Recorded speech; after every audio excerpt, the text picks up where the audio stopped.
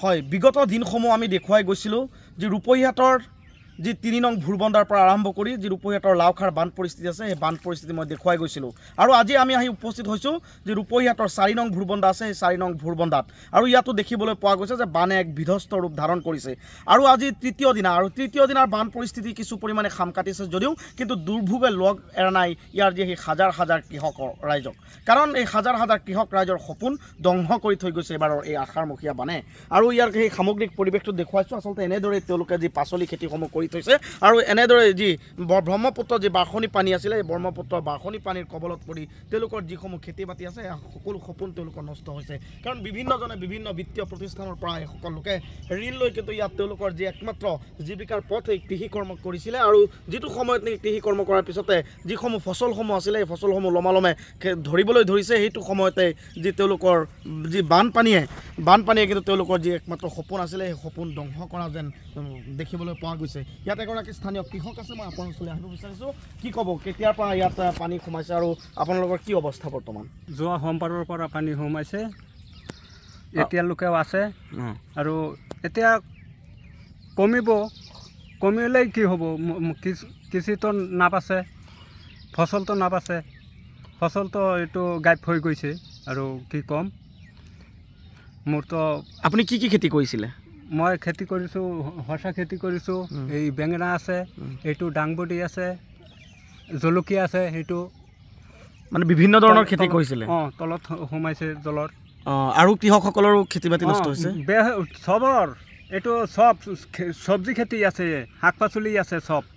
এইপিনে চব শাক পাচলি আপোনাৰ কিমান টকাৰ খেতি নষ্ট হৈছে বৰ্তমান মইতো 1.5 লাখ টকা মানে বেংকৰ পৰা লৈছোঁ গোটৰ তৰফৰ পৰা 1.5 লাখ টকা মই লৈছোঁ মোৰ এইটোই গড় এইটো খেতি এইবিলাক মোৰ খেতি আজি পানী কমি আছে কিন্তু আপোনালোকৰ যিটো জীৱিকাৰ পথ বন্ধ হৈ পৰিছে এইটোতো শেষ গতিকে চৰকাৰ কি আহ্বান জনাব চৰকাৰৰ কি ক'ম মইতো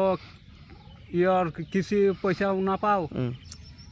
কোনো একো নাপাওঁ মই নাপাওঁ মানে এইটো আপোনালোকৰ এই ঠাইখিনিৰ নাম ভুৰবন্দা বুলি কয় 1 নম্বৰ ভুৰবন্দা হয় নিশ্চিতভাৱে আচলতে এনেদৰে দেখিবলৈ পোৱা গৈছে যে আপোনাক যদি লক্ষ্য কৰে তেতিয়াহ'লে যি 3 নং ভুৰবন্দাৰ পৰা আৰম্ভ কৰি বৰঘুলিলৈকে আৰু আপোনাৰ যি 4 নং 5 নং 6 নং 7 নং ভগামুখ আছে ভগামুখলৈকে কিন্তু এইবাৰৰ যি বাঢ়নি পানী আজি কৃষক ৰাইজ আছিলে তেওঁলোকৰ সপোন কিন্তু এইবাৰৰ বানে তছনছ কৰি থৈ গৈছে আৰু তেওঁলোকে এটা কথা উল্লেখ কৰিছে যিসমূহ বিত্তীয় প্ৰতিষ্ঠানৰ পৰা বহু কৃষকে ঋণ লৈছে আমি যিগৰাকী কৃষকৰ লগত কথা পাতিলোঁ তেখেতে দ্য নিউজ প্লাছৰ আগত তেখেতে উল্লেখ কৰি কৈছে যে তেখেতে যি বিত্তীয় প্ৰতিষ্ঠানৰ পৰা 1.5 লাখ টকা তেওঁ ঋণ কৰি ইয়াতে খেতিডৰা কৰিছে আৰু সেয়া যিসমূহ জীৱিকাৰ পথ আছিলে একমাত্ৰ এয়া হৈছে কৃষি প্ৰধান অঞ্চল আৰু কৃষি প্ৰধান অঞ্চল থকাৰ বাবে কাৰণ তেওঁলোকে ইয়াত একমাত্ৰ তেওঁলোকৰ জীৱিকাৰ পথ আছিলে কৃষি কৰ্ম তেওঁলোকে কৃষি কৰ্ম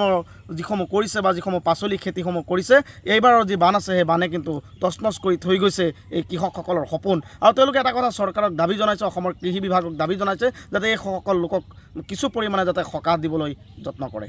যিকোনো খবৰৰ বাবে যোগাযোগ কৰক আমাৰ এই নম্বৰত 7099017330 আৰু 7099017110